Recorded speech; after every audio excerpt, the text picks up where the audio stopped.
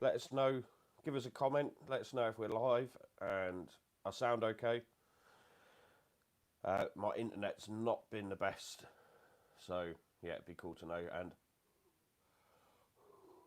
you can tell it's probably pretty cold in here. So, yeah, title of this video, I made a mistake. Now, I did plan on having a video done tonight, like a proper edited one and stuff, finishing the Hayabusa that you can see in the background. But I've been trying to film 2 videos at once and I formatted the wrong memory card. So, yeah, I lost all the footage, absolutely everything. I tried some data recovery thing, but I think because I use my memory card so often and format them so much, it wouldn't recover anything. So I should have had a lovely video of me showing you the Hayabusa all finished, which I'll show you in a minute. But yeah, so I'd just like to apologise for that. It happens to the best of us. I feel like at the minute, if I didn't have any bad luck, I'd have no luck at all. So yeah, we'll have a bit more of a chat about the Busa in a minute. If you guys have got any questions for us, want to know anything, maybe about the Busa project or the Turbo Bandit project, because I know you guys love that, and I love how much you love that and stuff. So yeah, if you've got any questions about, say, the Hayabusa project or the Turbo project, let us know, or any questions in general about the channel or anything really. I'll try my best to answer them all. And I've also got a bit of information about a new project, or 2 new projects that I'm starting. Might sound a bit much, but I'll explain those a bit more. So yeah, I know it takes a few minutes for people to turn up to this. So like I say, if you got any questions, please let me know. If the feed breaks up, try and let me know as well, because I don't always know it's going off, but the internet's not been the best. So yeah, so hello everybody. I think I did see a comment flash up. Yes, yeah, nightmare mate. Yeah, certainly is. Obviously it just records to 1 memory card, so yeah, I mean I can put 2 memory cards in, but one of them's like a different type that I don't have. So yeah, I should really record to 2 memory cards, and then I've got a backup then. So lesson learned, as they say. So I'm going to turn the lights on in the garage because it's a bit dark, and I'll show you around the Hayabusa if you fancy it. So technology. So I thought I'd put some Christmas lights on.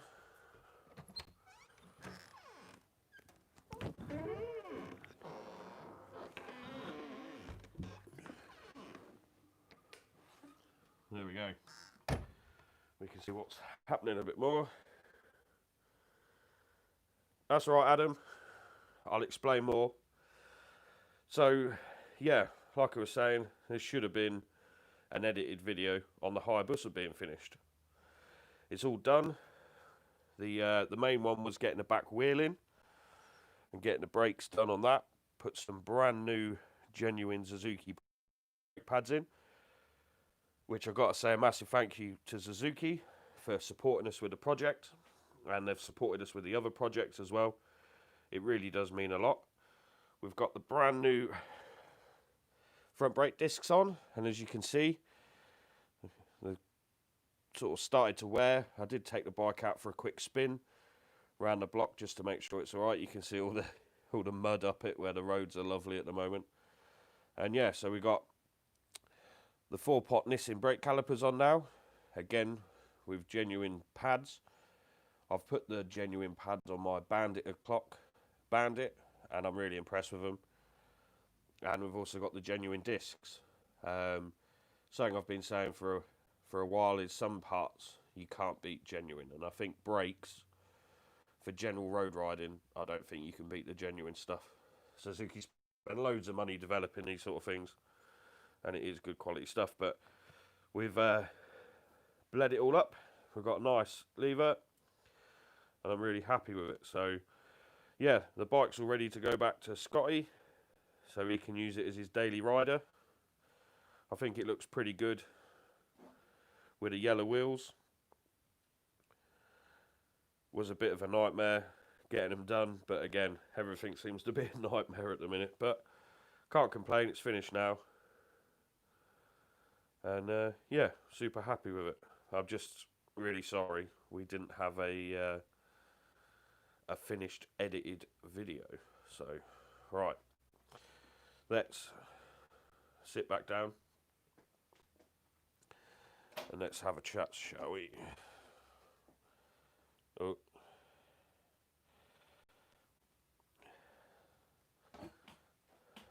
Yeah, I think it does look pretty good. The yellow wheels, I think the colour was a RAL colour, RAL. 1026, I think the colour is. There's so many different ones, and I did think it was 1016, but that doesn't look as bright when I double checked it on the internet, so I'm pretty sure that's RAL 1026. I'm just going to fix my seat, bear with me.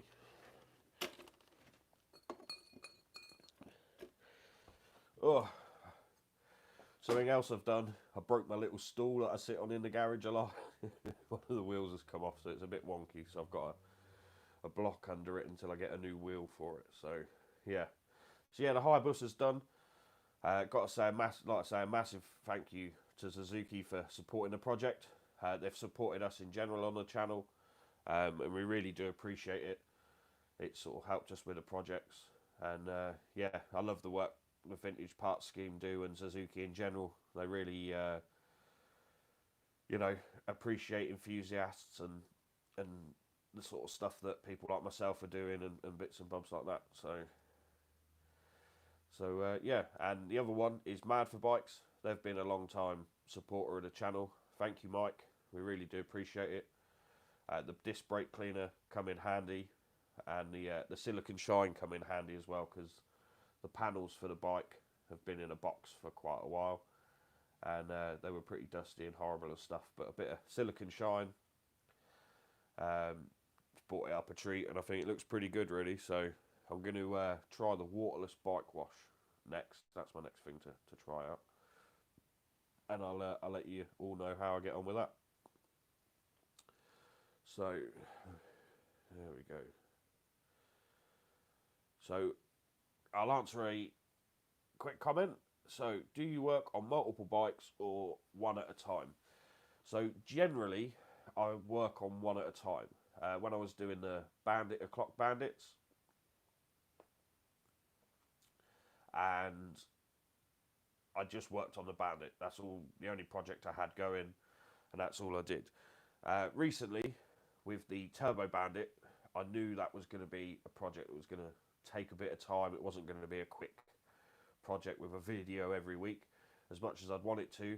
I've got a lot of learning to do with a turbo bike, so I'm trying to learn as much as I can, trying to make a video and trying to get it across well for you guys on video. So I knew that was going to be a bit slow, so I knew I'd probably have another project in and around the turbo bike, and that's something like the buses are sort of perfect thing for that. You know, it's not too many videos, six, I think, 5 or 6, something like that. You know, it's a quick project, fairly simple to do, and yeah. So I've got another project coming up.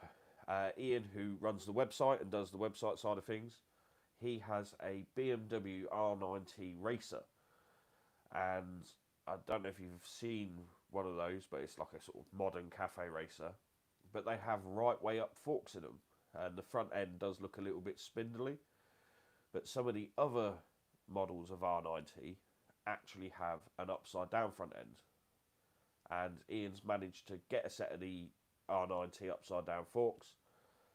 He's got some aftermarket yokes, because the yokes were hard to get hold of, and he's got some aftermarket clip-ons as well, and we're going to be doing a front end swap. So we use the original brakes because they're radial and they all fit still. We use the original front wheel, which is a spoked one on it. I'm 100% sure it's spoked on that. And then obviously we'll be using the different front ends, so it'll make a hell of a difference to the look of the bike, because again, the standard right way up front end looks a bit sort of thin and spindly. Does the job perfectly fine, but you know, I think we all love modifying our bikes. There aren't many people that like to keep them standard. Everyone likes to put their own mark on it. So yeah, it should look really nice. They're a nice sort of gold fork, look a bit like an S1000 RR fork really. Yeah, so it should be interesting. It'll probably only be the one video. I say it should be simple, but you know, famous last words. There's a few things that might get in the way of doing it easily or quickly or simply. One of the things is removing the ignition barrel, because most manufacturers use security bolts, so you can't just unbolt the ignition for the steering lock. They can fight you sometimes or be like nigh impossible to remove. I've never not got one undone yet, but it is something that might take a bit of time, and obviously I don't want to damage a nearly brand new bike trying to get some security bolts out. The other thing BMW tend to do is they use Torx bits on everything. Japanese stuff's all, you know, regular hex spanners and Allen keys and stuff like that. BMW seem to use Torx bits on everything. Now, I do have some Torx bits, but I don't have like a massive selection of different Torx stuff because I just never needed them. So that's something else that might cause a few problems, or you know, cause a few issues. I might not have the right stuff and I might have to go out and get some. So should be interesting. Should just be the one video really. There's a few bits I've got to swap over, like head race bearings. They're nearly brand new in there, so I'll swap them from one yoke to the other. But if anyone's ever tried doing head race bearings, it can be a bit of a nightmare getting them off without damaging them. So again, we'll see what happens with that. You never know, we might have to just put a new set in, but I've got a trick up my sleeve where I might be able to get it off. So just got to wait for the bike. I need to get that back to Scotty and get all the parts back to him, because we've got the old Chinese body kit that come off of it, and then we can get the BMW in here, and yeah, we can crack on with that. So the what's the next thing I was going to talk about? So yeah, the next thing is I do have a new project coming up, apart from the sort of like single video BMW. I've got another Bandit project. I don't want to say too much at the moment, but it should be quite a good one. It's a bit different to what I've done in the past, and I also want to make it as interactive as possible. So I want to, you know, ask you guys what you think I should do. There's no real set goal. I've got a few ideas, but nothing's set in stone, and there's no real end goal with it, which you should always have a goal really with a project, but I want to leave it a bit open and just see where it goes and where it evolves. But it's going to be based off of a Bandit 1200, a Mark 1, which is what I love and what I'm already known for. So yeah, it should be interesting. I hopefully might have the first video of that out before the new year, but again, it's not going to be a super fast project. There's probably not going to be a video every week for that episode, you know, for that series. Bit like with a turbo bike, you know, it's going to be some twists and turns and stuff like that. So it should be interesting, and I think it'll work well alongside the turbo videos, because you know, you might get 1 week of turbo, another week of the new project, which I got a cool name for. Like, I know I've never really been a fan of like naming bikes, but I've got a name for the project, which I think it works quite well for the project. But you'll have to wait and find out about that one. But hopefully it's sort of hooked you in a bit, and you're interested and curious about what's going on. So yeah, that's about it. And then after that, my It's Bandit O'Clock Bandit. I feel weird calling it that, because like the It's Bandit O'Clock Bandit feels like mine, whereas the turbo bike's just the turbo bike. It doesn't feel like mine yet, which is a bit weird, even though it is mine. But yeah, so that has been in storage for a little while I've been working on Scotty's bike, because I didn't quite have the room in the garage for another bike. But that needs sort of pulling out of storage and getting on the road. And I've also got a couple of ideas for that. A friend of mine has bought a GS 1200 BMW, and he wants to do some touring, and I really want to go with him. He keeps trying to persuade me to buy a GS or a V-Strom or something like that, but I'm probably going to use my Bandit. I love my Bandit, and I think it will do the job probably just as well as his GS will, you know, just for doing some touring and stuff. So I need some panniers for that, but I've got a project in mind that will involve some fabrication, which should be good.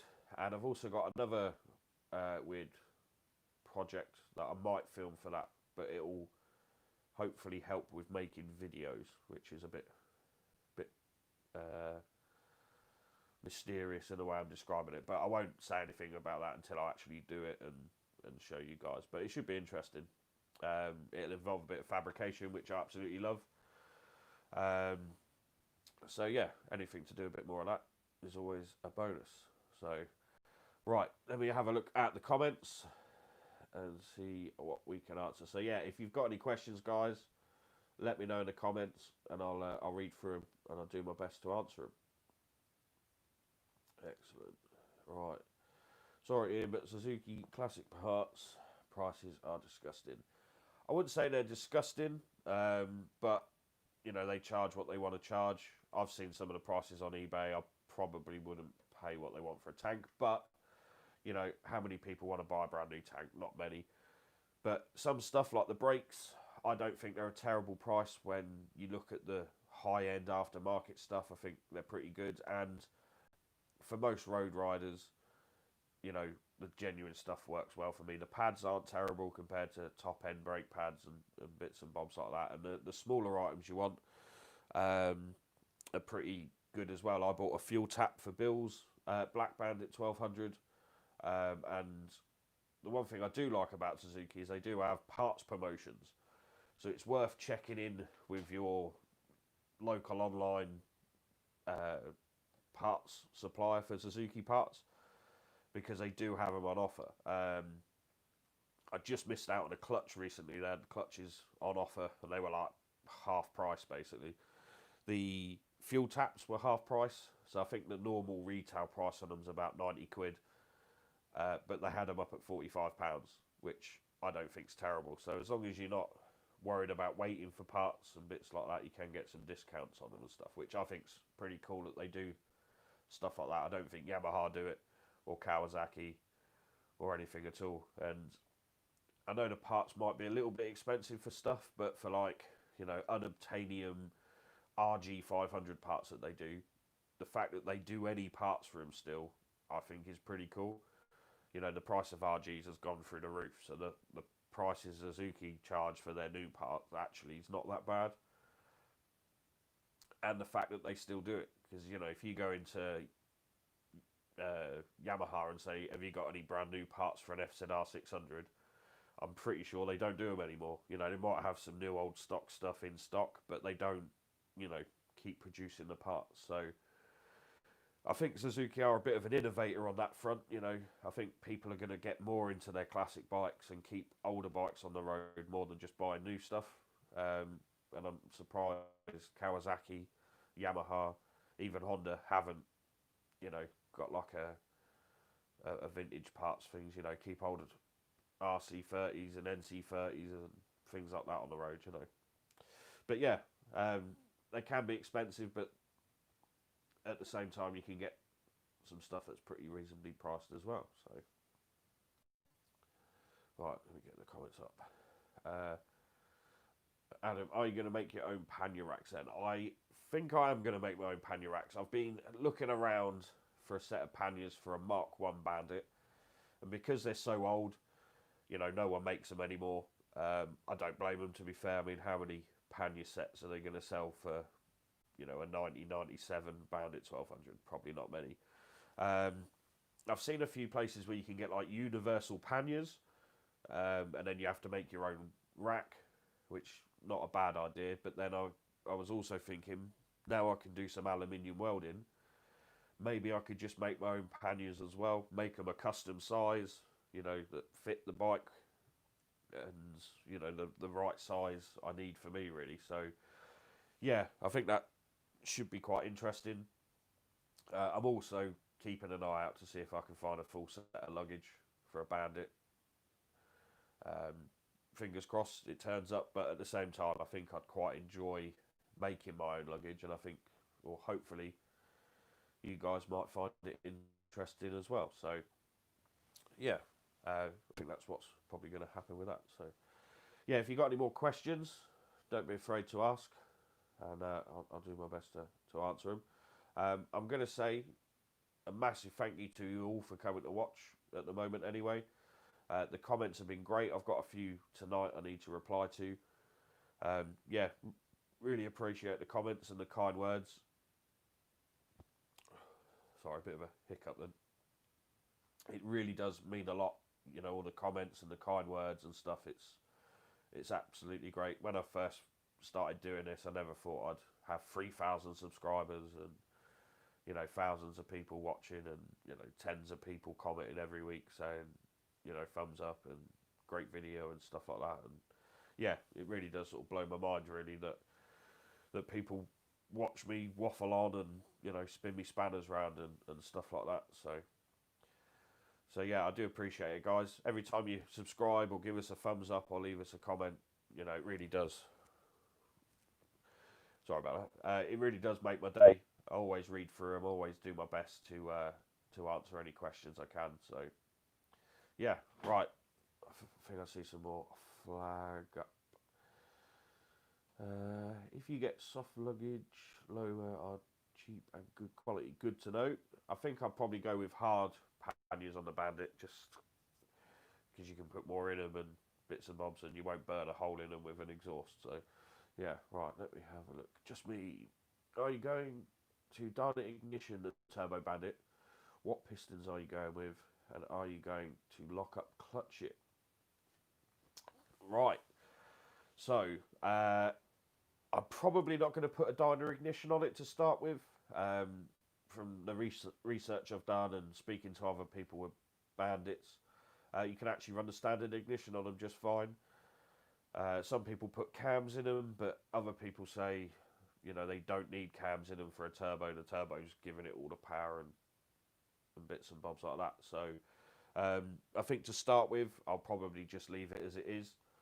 I mean, with the turbo bike, the first turbo kit I'm going to do is going to be like my Mark 1. I'm going to turbo it, see how it goes, and experience, you know, a turbo bike for the first time.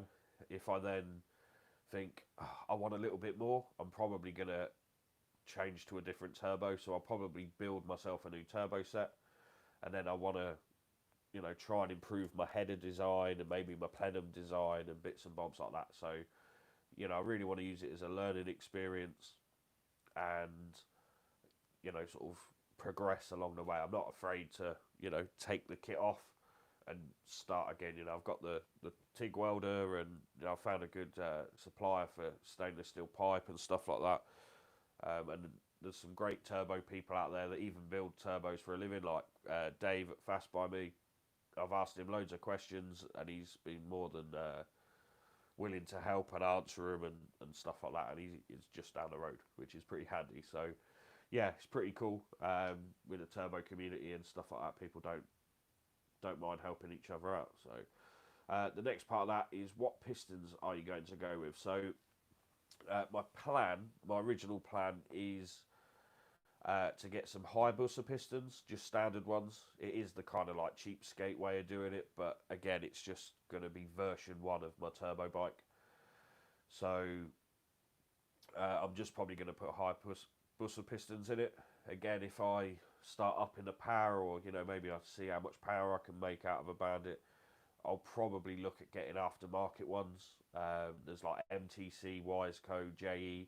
They all do like 12-16 big board pistons for a turbo application. So I'll speak to a couple of people I know that build engines and sell pistons and stuff, and see what's probably the best thing to go for. But if I can find a set of Busa pistons, because they're quite hard to find at the moment, no one seems to have any, I'll probably go for those. But if I get to a stage where the turbo's built and I'm just waiting to do the engine part of it, because that's probably what I'll do last, and I can't find Busa pistons, I might have to go with aftermarket like MTC or Wiseco or JE. So we'll see how that goes with that. But yeah, that's kind of my plan. I hope that makes sense.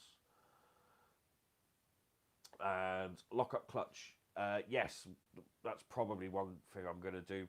Most people I've spoke to have said if you don't have a lock-up clutch, it will just slip. So I do have part of a lock-up clutch for a Bandit, but I need either an extended cover or a spacer plate or something like that, and I think there's an adapter or something I need for it. But yeah, I do, or I will put a lock-up clutch in it, just because it's kind of what everyone else does, because they reckon they need it, and I can understand why it'd probably need it. So I'm also thinking about maybe doing a clutch conversion.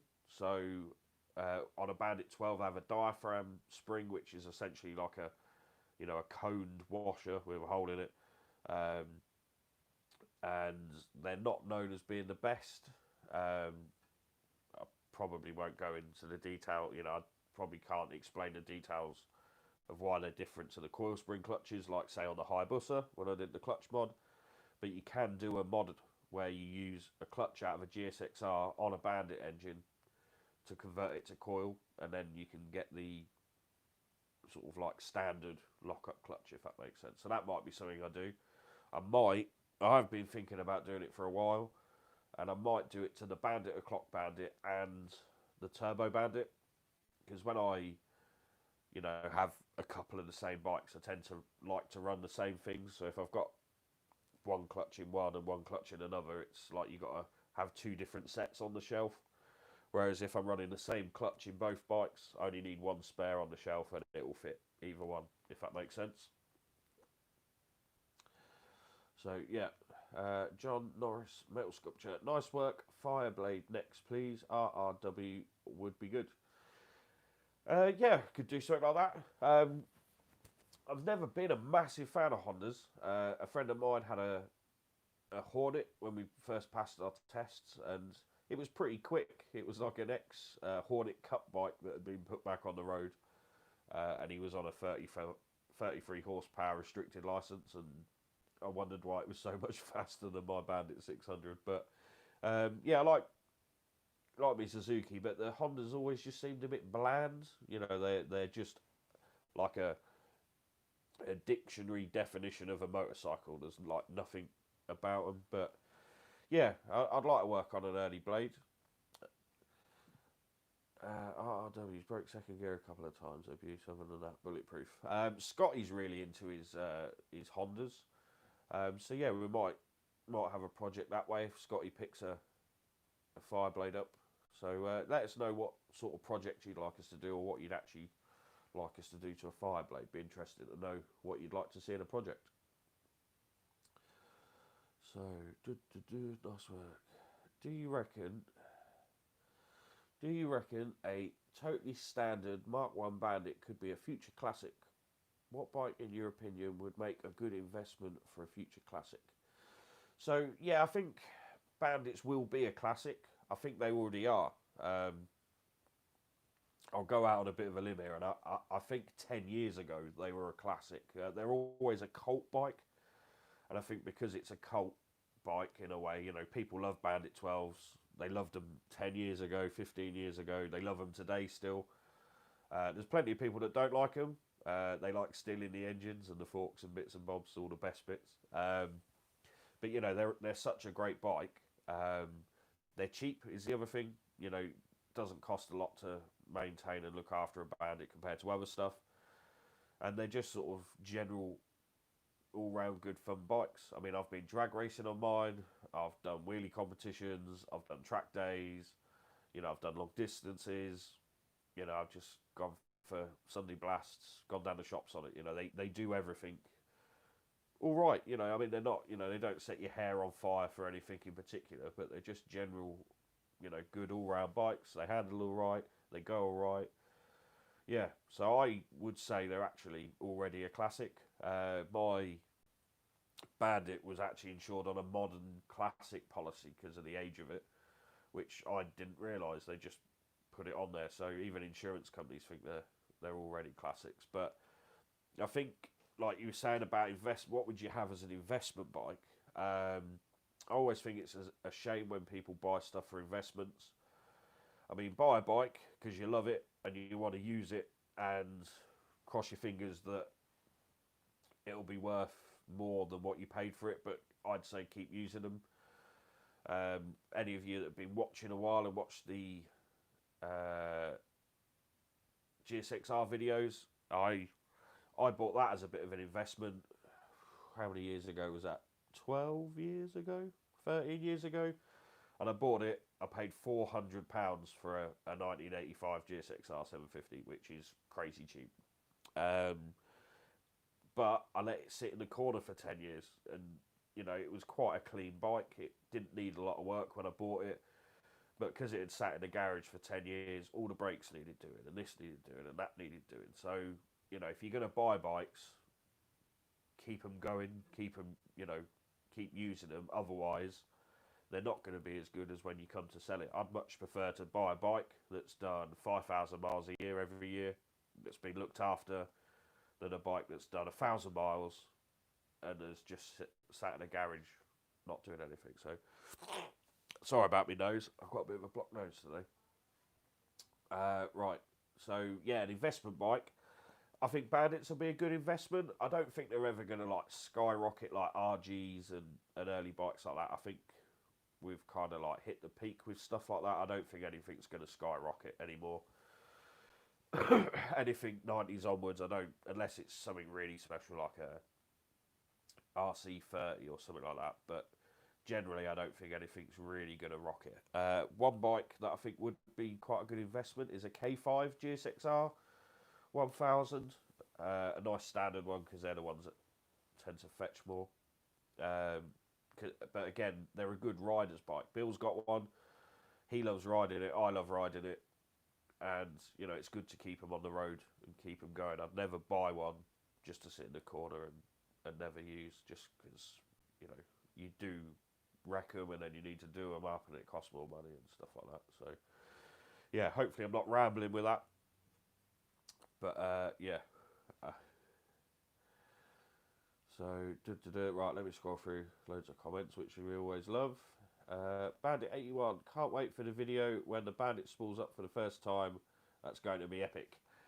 I'm going to agree with you. I can't wait to fire it up for the first time. I'm really looking forward to it. I've been wanting a turbo bike for probably 10 years now, so I know it's sort of not the quickest project for you guys, but for me, you know, another couple of months isn't going to be a big deal for me. You know, I've been waiting for so long. But I've always wanted to do it myself as well, which 10 years ago, buying a TIG welder was like, you know, thousands and thousands of pounds, whereas nowadays you can buy a TIG welder for 500 quid off of eBay and it works, which, you know, it does work, and I have welded stuff with it. So, yeah, it's a lot more accessible now.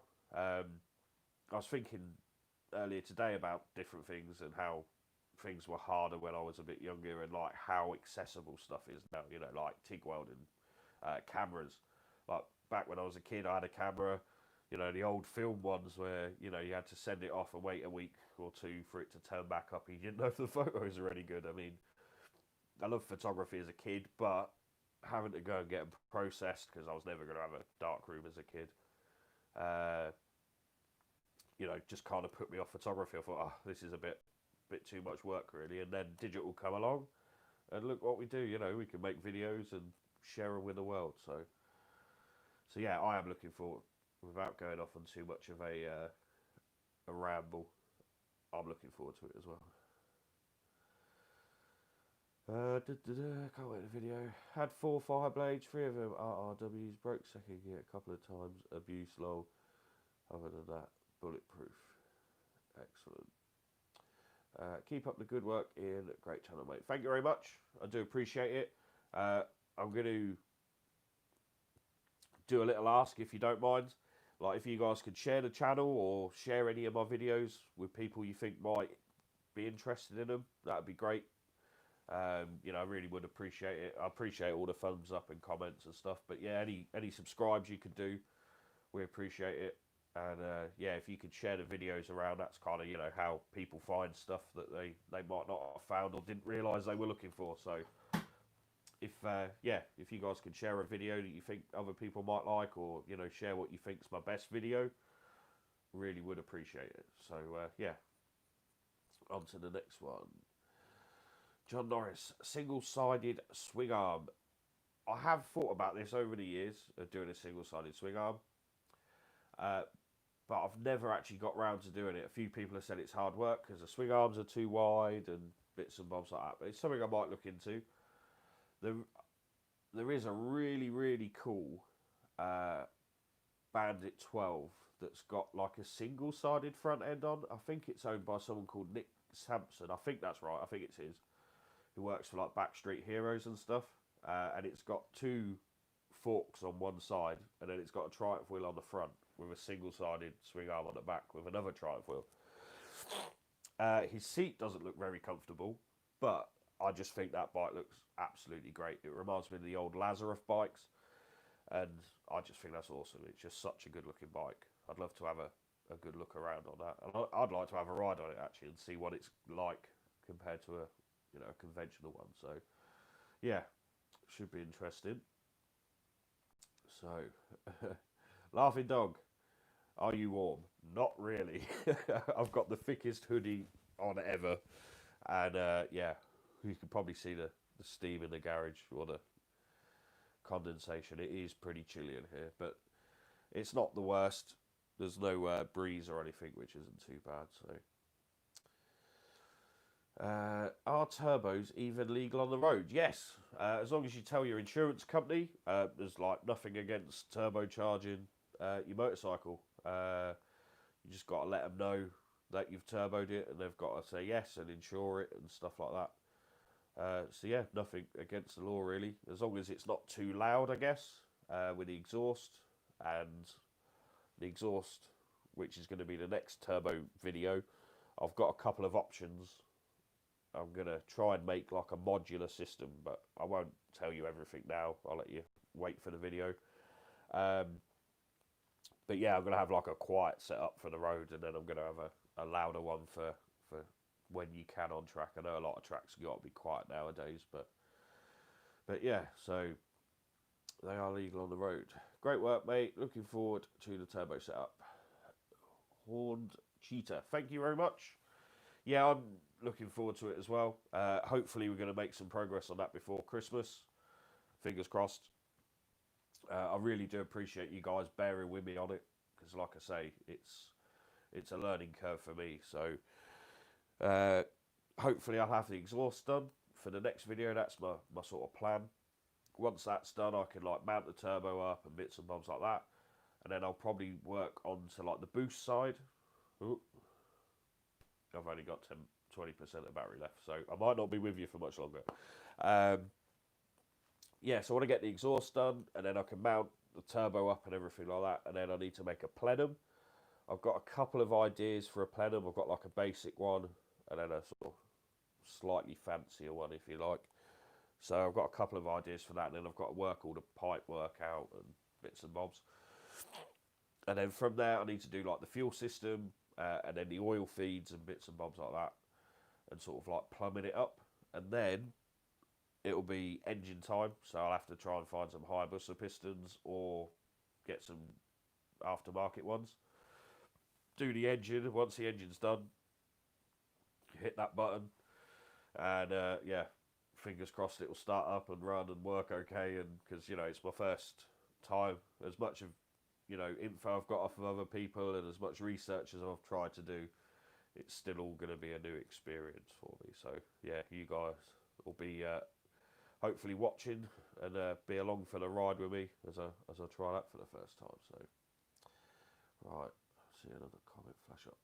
Paul Stevens, I've got the single-sided swing arm. I've got a single-sided swing arm on my Bandit 1200. Awesome. What swing arm is it, Paul? Is it a Triumph one or a Ducati one or an aftermarket one? Be interesting to know. I was always told the Triumph ones are a bit too wide for a Bandit frame. There's these two little bits that sort of stick out on the inside of a Bandit frame that sometimes you have to chop off. And I'm never a massive fan of like chopping the standard frame. Although the new project, which I haven't told you the name of yet, but should be coming out hopefully before the new year, hopefully, is a bit of a free-for-all. You know, there's no set thing. So I might consider chopping the frame if someone suggested it, or if I thought it was a good idea, or yeah, we'll see. It's a Triumph one, right? Okay, yeah, it's interesting. Be interesting to know what's been done to make it fit. And I don't know. Do you know if it's much shorter or longer than the standard Bandit swing arm? It'd be interesting to know the differences, because with the upside down front ends on Bandits, there's like a fairly common, fairly straightforward swap you can do with a GSXR front end, and there's two different types. There's a short one and there's a longer one. I've put shorter ones in a Bandit before, and the bike goes like that, and it just doesn't handle. It really tips in, and it just doesn't handle like a Bandit, and doesn't handle right, and can be a little bit scary. Same with when you jack them up. Again, you can make them not handle right.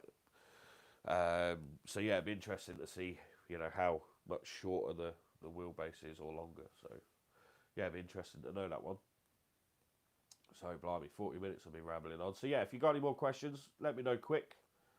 But failing that, I'll probably sort of wind the video up and call it a day. For any of you that missed the start, we have got the Hayabusa fixed. It's all done. I formatted a memory card, and yeah, lost all the footage. I was trying to film two different videos, and I swapped the cards and formatted the wrong one, or obviously didn't swap a card and formatted it. Yeah, I feel a bit silly, I'm not going to lie, but it's all done. Scotty's really happy. He loves the colour of the wheels.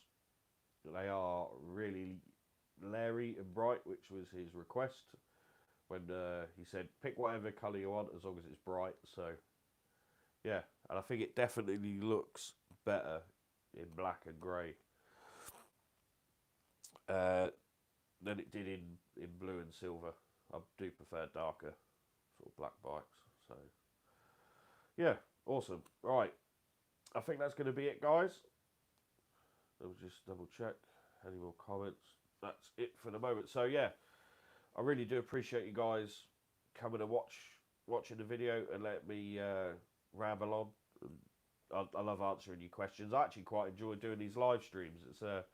It's good to know someone is on the other end of the video, you know, while I'm actually talking and you guys comment. I think it's cool that we can do this sort of thing these days.